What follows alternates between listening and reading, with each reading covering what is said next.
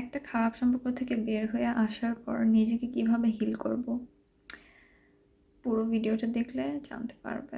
খারাপ সম্পর্ক বা আমাদের ফেভারিট পারসনদের কাছ থেকে আমরা যে কষ্টটা পাই, ওইটা থেকে ওভারকাম করা এটা কোনো ১-২ দিনের ব্যাপার না। এটা অনেক লং প্রসেসের ব্যাপার। হ্যাঁ, বাট এমন না যে এটা ইম্পসিবল। তুমি কখনো হিল হতে পারবা না। ব্যাপারটা এমন না। তুমি হিল হবা, বাট টাইম লাগবে। আবেগ কখনো চেপে রাখবা না। হ্যাঁ, ধরো তোমার অনেক কান্না পাচ্ছে বা অনেক রাগ হচ্ছে, হ্যাঁ, অ্যান্ড তুমি সেটা এক্সপ্রেস করতেছো না, তুমি সেটা চেপে রাখছো। ওইটা ওইটা তোমার হেলথের জন্য অনেক বেশি ক্ষতিকর হবে। হ্যাঁ, তোমার কান্না পাচ্ছে, তুমি কান্না করবা। Accept the reality. তোমার কান্না পাচ্ছে, তুমি কান্না করবা। তোমার রাগ হচ্ছে, তুমি রাগ হবা। আবেগ কখনো চেপে রাখবা না। হ্যাঁ, দরকার পড়লে তুমি ডায়েরি লেখা শুরু করো। লাইক নোটসের মধ্যে লেখো যে আজকে এটা হয়েছে, আমার এই কারণে ওর কথা মনে পড়ছে আজকে। ইউ গাইস ক্যান ডু ইট।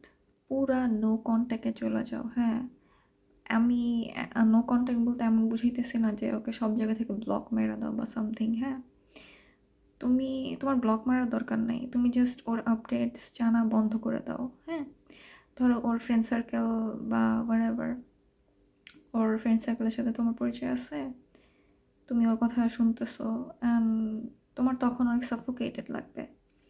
তুমি কি করবা? তুমি ও রিলেটেড সবার থেকে ডিসকানেক্ট থাকবা, নো কন্ট্যাক্টটা মেনটেন করবা। থার্ডলি, নিজেকে দোষ দেওয়া বন্ধ করো। আমরা অলওয়েজ এই জিনিসটা করি যে নিজেকে দোষ দেই। আমরা ভাবি যে আহ আমি যদি এরকম হইতাম বা আমি যদি এটা করতাম বা জিনিসটা তো এমনও হইতে পারতো, দোষটা আমারই।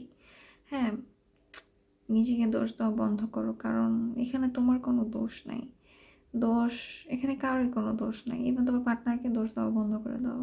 এটা তোমার সিচুয়েশনের দোষ বা তোমাদের ছিল না, দ্যাটস ওয়াই হয় নাই। হ্যাঁ, বাট নিজেকে দোষ দেওয়া বন্ধ করো।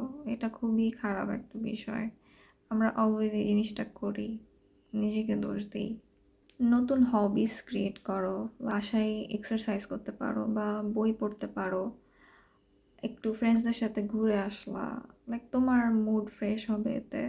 হ্যাঁ, তুমি নতুন নতুন হবিস ক্রিয়েট করবা অ্যান্ড ট্রাই করবা নিজেকে হ্যাপি রাখার। কখনো নিজেকে স্যাড রাখবা না, হ্যাপি রাখার চেষ্টা করবা। অ্যান্ড আমাদের নিজেদেরকে হ্যাপি নিজেরই রাখতে হয়, অন্য কারোর উপর ডিপেন্ডেন্ট থাকলে হয় না। আমরা অলওয়েজ এটা এক্সপেক্ট করি যে ও আমাকে খুশি করবে, ও আমাকে এটা করবে, কিন্তু দেখো এই এক্সপেকটেশন আছে না, এক্সপেকটেশনের জায়গায় থেকে যায়, কখনো এটা রিয়েলিটিতে লাইক ফুলফিল হয় না। সো দ্যাটস ওয়াই তোমার নিজের হ্যাপিনেসের দায়িত্ব তোমার নিজেরই নিতে হবে।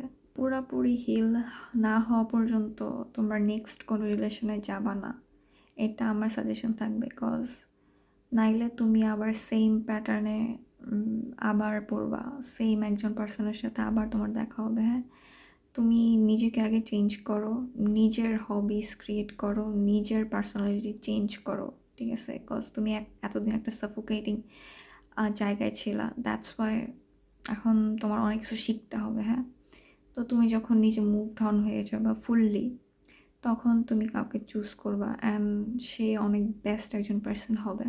পুরোপুরি মুভ অন হয়ে যাওয়ার পরে তুমি যে পার্সনটা চুজ করবা, তার কি কি তোমার খেয়াল রাখতে হবে, তার অভ্যাস বা তার বিহেভিয়ারে তোমার কি কি খেয়াল রাখতে হবে সেটা নিয়ে এখন বলতেছি।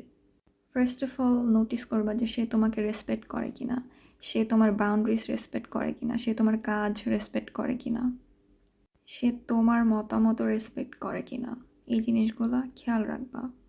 সেকেন্ডলি, আচরণ, সে তোমার সাথে কেমন বিহেভিয়ার করতেছে। সে আজকে ভালো, পরের দিন ভালো, তারপরের দিন অনেক খারাপ বিহেভিয়ার করতেছে, লাইক গ্যাস লাইটিং করতেছে। হ্যাঁ, এইসব বিহেভিয়ার একদম টলারেট করবা না।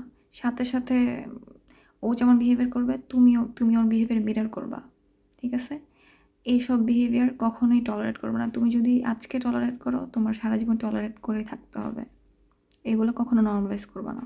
অ্যান্ড এই জিনিসটা খেয়াল রাখবা যে সে তার পাস্টে যারা ছিল, পাস্ট এক্স অর হোয়াটএভার, তাদের নিয়ে সে কতটুকু রেসপেক্টফুল। হ্যাঁ, সেসব মেয়েদেরকে নিয়ে সে কতটুকু রেসপেক্টফুল, কজ এটা খুবই ম্যাটার করে। আমি এমন দেখছি, হ্যাঁ? অনেকে রেসপেক্টফুল হয় না, এক্সদেরকে নিয়ে উল্টাপাল্টা কথা বলে। হ্যাঁ, যে উল্টাপাল্টা কথা বলে দোষটা তারই, ঠিক আছে? এই জিনিসটা খেয়াল রাখবা। আর আর একটা জিনিস তো মাস্ট বি, হ্যাঁ? ধরো তোমার সাথে ওর ঝগড়া হইলো বা সামথিং, কথা কাটাকাটি হইলো, হ্যাঁ? ঝগড়া করার পর ও তোমাকে বুঝাইতে আসে নাকি তোমাকে সাইলেন্ট ট্রিটমেন্ট দেয়? এই জিনিসটা খেয়াল রাখবা। কজ যদি সাইলেন্ট ট্রিটমেন্ট দেয়, it's a red flag. Cut off করে দিবা, ডাইরেক্ট কাট অফ করে দিবা, হ্যাঁ? আর যদি বুঝাইতে আসে তাহলে কিপ হিম। আর আরেকটা জিনিস যেটা নোটিস করবা, যে সে সে আচ্ছা, ভুল তো মানুষের হয়, রাইট? কিন্তু ভুল হওয়ার পর সে ওইটা অ্যাডমিট করে নাকি তোমার উপর দোষটা চাপায় দেয় বা অন্যের উপর দোষটা চাপায় দেওয়ার চেষ্টা করে, হ্যাঁ? এই জিনিসটা খেয়াল রাখবা। কজ দোষ যদি ওর হয় আর ও যদি দোষটা তোমার উপরে চাপায় দেয়, তাহলে ম্যান খাতাম, সারা জীবন তোমার এই প্যাটার্নে কাটাইতে হবে। So no to this pattern. আর লাস্টে, তাড়াহুড়া করবা না গার্লস। লাইক একা থাকার ভয়ে, অনেকে আছে না যে একা থাকার ভয়ে যার তার সাথে রিলেশনশিপে চলে যায়, ভাবে যে অনেক বছর তো একা ছিলাম, পাইছি, চলে যাই। না গাইস, এটা করা যাবে না। কজ সময়ের দাম অনেক বেশি, ঠিক আছে?